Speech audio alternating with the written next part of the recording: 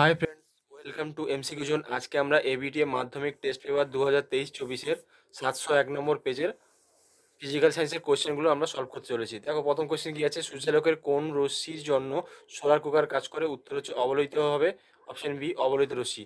Next হচ্ছে প্রদত্ত কোনটি 290 কে মানে হচ্ছে কেলভিনের সমান? দেখো 17 ডিগ্রি সেলসিয়াস হবে। দেখো আমরা যদি এখানে দেখো আমরা যদি এখানে 273-এর সঙ্গে 17 যোগ করি তাহলে হচ্ছে 290 কেলভিন। ঠিক আছে, 290 কেলভিন পাচ্ছি, তাহলে এটা হচ্ছে 290 কেলভিন সমান 17 ডিগ্রি সেলসিয়াস হবে। নেক্সট হচ্ছে জলের বাষ্প ঘনত্ব নয় কখন হয়?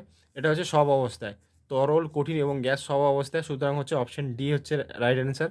পরের উত্তর দেখো, কোনো কঠিন পদার্থের ক্ষেত্রফল প্রসারণ গুণাঙ্ক এক্স হলে পদার্থটির আয়তন প্রসারণ গুণাঙ্ক কত হবে? আমরা জানি যে দৈর্ঘ্য প্রসারণ গুণাঙ্ক, ক্ষেত্রফল প্রসারণ গুণাঙ্ক এবং আয়তন প্রসারণ গুণাঙ্কের মধ্যে সম্পর্ক কি? দেখো, α/1, দৈর্ঘ্য প্রসারণ গুণাঙ্ক α/1 ইকুয়াল টু ক্ষেত্র প্রসারণ গুণাঙ্ক β/2 ইকুয়াল টু আয়তন প্রসারণ গুণাঙ্ক γ/3। ঠিক আছে, তাহলে এবার আমাদের জিজ্ঞাসা হচ্ছে, দেখো এখানে বলা হয়েছে ক্ষেত্রফল প্রসারণ গুণাঙ্ক এবং হচ্ছে আয়তন প্রসারণ গুণাঙ্ক বলা হয়েছে, এদের মধ্যে সম্পর্ক কোনটা হবে? এদের মধ্যে সম্পর্ক হবে শুধুমাত্র এইটুকুটা। ঠিক আছে, এইটুকু সম্পর্ক হবে, তাহলে β/2 সমান γ/3। এবার দেওয়া হয়েছে দেখো পদার্থের ক্ষেত্রফল প্রসারণ গুণাঙ্ক এক্স, ক্ষেত্র প্রসারণ গুণাঙ্ক এক্স, তাহলে আমরা বিটার জায়গায় বসাবো এক্স, তাহলে x/2 ইকুয়াল টু γ/3। এবার আমি যদি কোণাগুলি গুণ করি তাহলে গামা কত হবে? গামা হবে 3/2 এক্স। দেখো কোণাগুলি গুণ করছি, 3 × x 3x আর 2y গুণ করলে তাহলে এখানে গামা কত হবে? 3/2 এক্স মানে 1.3কে 2 দিয়ে ভাগ করলে কত হচ্ছে? 1.5x, 1.5x হবে।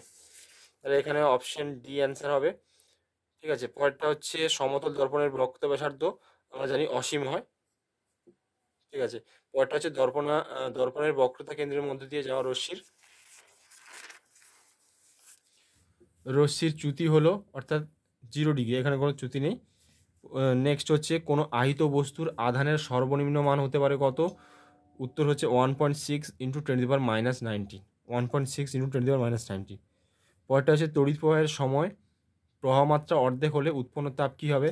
আমরা জানি কোনো পরিবাহীতে বা কোনো তারে তড়িৎ প্রবাহিত হলে তাপ উৎপন্ন হয়, সেই তাপের পরিমাণ কী হবে? H = I²RT। ঠিক আছে, এটা হচ্ছে সম্পর্ক, H = I²RT। এবার দেখো বলেছে যে তড়িৎ প্রবাহের সময় প্রবাহমাত্রা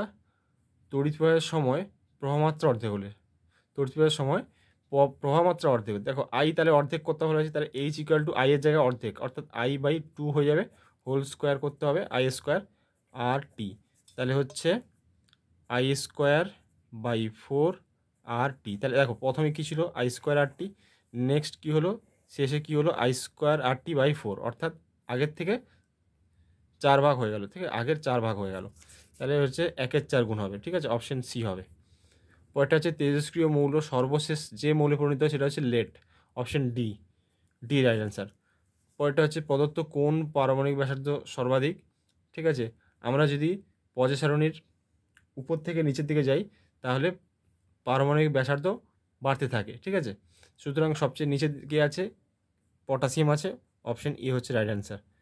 নেক্সট হচ্ছে কোন যৌগটির মধ্যে আয়নীয় ও সমযোজী বন্ধন থাকে? উত্তর হচ্ছে NH4Cl, অ্যামোনিয়াম ক্লোরাইড হবে। পরেরটা হচ্ছে 1.12, অ্যাসিড মিশ্রিত জলের তড়িৎ বিশ্লেষণে ক্যাথোড ও অ্যানোডে উৎপন্ন গ্যাসের আয়তন কত হবে? 2:1। পরেরটা হচ্ছে নেসলার বিকারের সাথে বিক্রিয়া করে বাদামি বর্ণের অধক্ষেপ উৎপন্ন করে, উৎপন্ন হচ্ছে অ্যামোনিয়া। পরেরটা হচ্ছে রেড হেমাটাইট, সবাই জানো এটা খুব কমন কোশ্চেন। রেড হেমাটাইট কোন মৌলের আকরিক? উত্তর হচ্ছে লোহা বা আয়রনের। পরেরটা হচ্ছে 2 কার্বন পরমাণুযুক্ত অ্যালকেনে হাইড্রোজেন পরমাণু সংখ্যা কত হবে? দেখো 2টো কার্বন বলেছে পরমাণু এবং অ্যালকেনের সংকেত কি? CnH2n+2। এবার এখানে 2 কার্বন বলেছে অর্থাৎ এনের মান এখানে 2 রাখবো, তাহলে এখানে দেখো CnH2n+2 বলেছে অ্যালকেনের সংকেত। এবার 2 কার্বন বলেছে, তাহলে এনের জায়গায় 2 বসিয়ে দেবো, তাহলে C2H, 2 × এনের জায়গায় এখানে 2 বসাবো, +2, তাহলে ইকুয়াল টু হচ্ছে C2H, এখানে 4, 2 2 4 আর 4 + 2 হচ্ছে 6, তাহলে C2H6। তাহলে হাইড্রোজেনের পরমাণুর সংখ্যা হচ্ছে 6টা থাকবে, C2H6-এ হাইড্রোজেন পরমাণুর সংখ্যা 6টা থাকবে। তাহলে এখানে অপশন বি রাইট অ্যান্সার, 6টা। পরেরটা হচ্ছে দেখো, বিদ্যুৎ স্খলনের সময় কোন গ্যাস ওজোন স্তরে O3 অণুকে বা ওজোন অণুকে বিশিষ্ট করে? উত্তর হচ্ছে NO। পরেরটা হচ্ছে ওজোন স্তরের ঘনত্ব কোন এককে প্রকাশ করা হয়? উত্তর হচ্ছে ডবসন একক, ডবসন একক। পরেরটা দেখো, গোবর গ্যাসের প্রধান উপাদান হচ্ছে মিথেন, CH4 হচ্ছে মিথেন। পরেরটা হচ্ছে চার্লস সূত্রের চলরাশিগুলো, কোশ্চেন ভালো করে পড়বে, এখানে চলরাশি বলা হয়েছে, ধ্রুবক বলা হয়নি, ঠিক আছে, চলরাশি বলা হয়েছে। তাহলে চলরাশি কোনগুলো হবে? উষ্ণতা এবং আয়তন, ঠিক আছে, উষ্ণতা এবং আয়তন, ঠিক আছে। পরেরটা হচ্ছে আদর্শ গ্যাসের অণুগুলির মধ্যে আকর্ষণ বলের মান কত? 0, কোনো আকর্ষণ বল থাকে না, ঠিক আছে, কোনো আকর্ষণ বল থাকে না। পরেরটা হচ্ছে কেলভিন স্কেলে প্রমাণ চাপে জলের স্ফুটনাঙ্ক কত? আমরা জানি জলের স্ফুটনাঙ্ক কত, আমরা জানি দেখো জলের স্ফুটনাঙ্ক হচ্ছে 100 ডিগ্রি সেলসিয়াস। এবার এটা যদি কেলভিনে চেঞ্জ করি তাহলে কত হবে? 100-র সঙ্গে আমাদের 273 যোগ করতে হবে, তাহলে হয়ে যাবে 373 কেলভিন, ঠিক আছে, 373 কেলভিন, উত্তর হয়ে যাবে 373 কেলভিন। এখানে দেখো তাহলে উত্তর হচ্ছে 373 কেলভিন।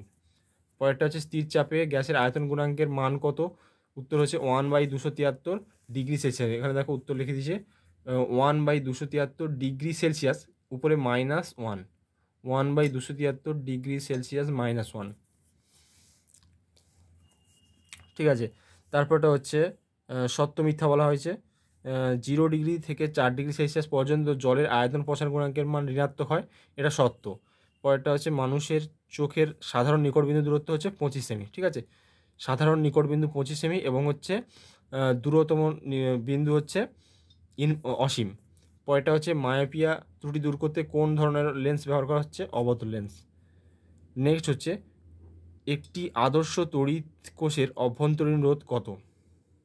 এটা হচ্ছে অসীম হবে। পরেরটা হচ্ছে দেখো, আর রোধের পরিবাহী তারকে সমান 2 ভাগে ভাগ করে সমান্তরাল সময় যুক্ত করলে তুল্যরোধ কত হবে? দেখো আর রোধের সমবাহী পরিবাহী, আর রোধের পরিবাহী তারকে সমান 2 ভাগে ভাগ করা হয়েছে। তাহলে দেখো এখানে দেখো দেখিয়ে দিচ্ছে, তাহলে আর রোধকে, এখানে তার ছিল যার রোধ হচ্ছে আর, তাকে সমান 2 ভাগে ভাগ করে, অর্থাৎ ভাগ করলে কী হচ্ছে দেখো, একটা হচ্ছে R/2 হয়ে যাবে রোধ, আর পরেরটা হচ্ছে R/2 হয়ে যাবে, ঠিক আছে, অর্ধেক করা হয়েছে না। এবার দেখো এদের দুজনকে সমান্তরাল সময়ে যুক্ত করা হয়েছে, এরকম করে সমান্তরাল সময়ে যুক্ত করে দেওয়া হয়েছে। তাহলে এর রোধ কত? এই পরিবাহীর রোধ হচ্ছে R/2, এর পরিবাহীর রোধ হচ্ছে R/2। তাহলে এক্ষেত্রে তুল্য রোধ কত হবে? দেখো সূত্র আমরা জানি যে 1/R আর ইকুইভ্যালেন্ট লিখতাম, ঠিক আছে, ইকুয়াল টু 1/R1 + 1/R2। তাহলে এখানে কত হচ্ছে? 1/R1 জায়গায় বসাবো R/2, R2 জায়গায় বসাবো R/2। তাহলে এখানে দেখো আমাদের চলে যাবে, এখানে দেখো ভাগ আছে তাহলে উল্টে যাবে, তাহলে 2/R + 2/R হয়ে যাবে। এবার দেখো লসাগু তো আরই হবে, তাহলে এখানে 2 আর 2 যোগ হয়ে যাবে, 2 + 2, তাহলে হচ্ছে 4/R।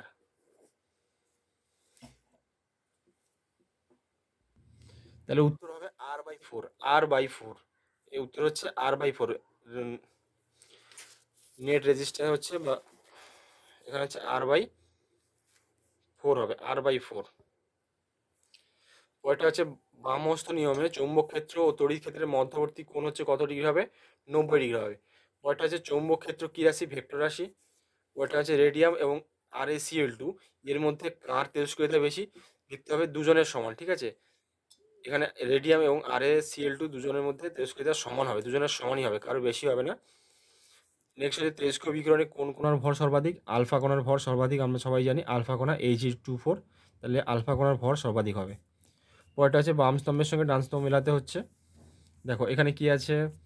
তরল অধাতু আমরা জানি ব্রোমিন, ইউরেনিয়ামাত্তর মৌল হচ্ছে প্লুটোনিয়াম, ডুরালোবিন হচ্ছে অ্যালুমিনিয়াম, এবং হচ্ছে ছাপার ব্লকে সীসা ইউজ হয়। নেক্সট হচ্ছে একটা সমযোজী যৌগের নাম লেখো যা সাধারণ তাপমাত্রায় কঠিন, উত্তর হচ্ছে চিনি হবে। পরেরটা হচ্ছে 2.13 কোশ্চেন কি আছে? গলিত NaCl এর তড়িৎ বিশ্লেষণে ক্যাথোডে কী ধাতু উৎপন্ন হয়? সোডিয়াম ধাতু, সোডিয়াম ধাতু উৎপন্ন হবে। পরেরটা হচ্ছে তড়িৎ বিশ্লেষণে ক্যাথোডে কোন ধরনের বিক্রিয়া হয়? ক্যাথোডে বিজারণ, ঠিক আছে, ক্যাথোডে বিজারণ হয় সবসময়। পরেরটা হচ্ছে একটি জৈব তড়িৎ বিশ্লেষণের পদার্থের নাম হচ্ছে জৈব, অর্থাৎ কার্বন থাকবে, ঠিক আছে। যে কার্বন এবং হাইড্রোজেন থাকবে। একটি জৈব তড়িৎবিশিষ্ট হচ্ছে acetic acid CH3COOH acetic acid, ঠিক আছে। নাম এবং সংকেত দুটো লেখা ভালো, অ্যাসিটিক অ্যাসিড। পরেরটা হচ্ছে HCl এর সিক্ত কাঁচদণ্ডে কোন গ্যাসের সংস্পর্শে সাদা ধোঁয়া উৎপন্ন হচ্ছে NH4 NH3, ঠিক আছে, অ্যামোনিয়া বা NH3। পরেরটা হচ্ছে সালফান কি। সালফান কি, সালফান লিখতে হবে তোমাদের, এখানে রিয়াকশন লিখেছি আগেরটা দেখো, NH3 + HCl = NH4Cl। সালফান কি, 100% ওলিয়ামকে বলা হচ্ছে সালফান। এখানে লেখার সুযোগ হয়নি, এখানে বলতে হবে যে 100% বা 100% ওলিয়ামকে বলা হচ্ছে সালফান। পরেরটা হচ্ছে সমঘনীয় শ্রেণীর পরপর দুটি যৌগের আণবিক ভরের পার্থক্য হচ্ছে 14 হবে, 2.17। পরেরটা হচ্ছে ইথিনে HC ডবল বন্ড CH, এখানে H হতে পারে, ঠিক আছে। এদের বন্ধন পরিমাণ হচ্ছে 120 ডিগ্রি হবে।